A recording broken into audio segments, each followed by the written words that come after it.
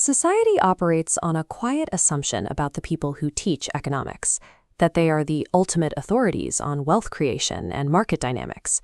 But step inside a university and you find a completely insulated environment. The professors writing the textbooks on the economy are entirely shielded from actual market forces. Many function more like traditional bureaucrats, surviving on guaranteed, ready-made salaries. They never have to put their own personal capital on the line. Having a prestigious academic credential does not mean someone actually knows how to manage risk or run a profitable business. This is a diagram of a theoretical test designed to audit true economic expertise. We pull the academics out of the university, hand them a set amount of starting capital, and bind them to a strict time limit. The success condition is straightforward. By the time the clock hits zero, the academic must use that money to turn a measurable profit, or at the very least, break even.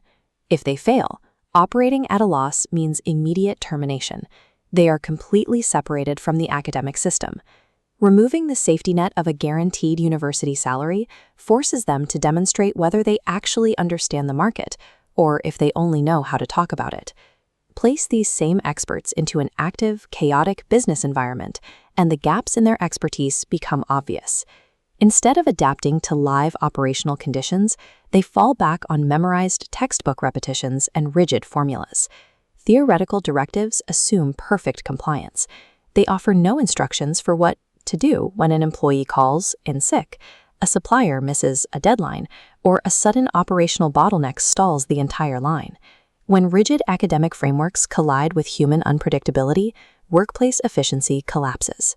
Knowing the equations for maximum output does not equip someone with the adaptive skills required to manage a living, breathing workforce.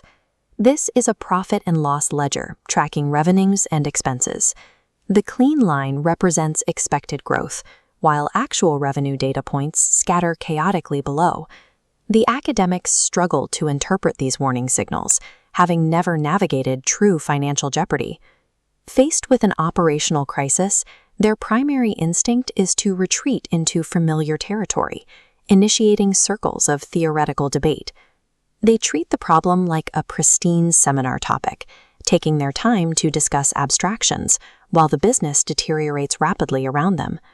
The common university mantra that ideas naturally develop through prolonged discussion offers zero utility when immediate, decisive intervention is required to stop a company from bleeding money. In environments dictated by harsh, time-sensitive financial realities, endless discourse is a fatal liability. When the timer expires, the performance evaluation begins.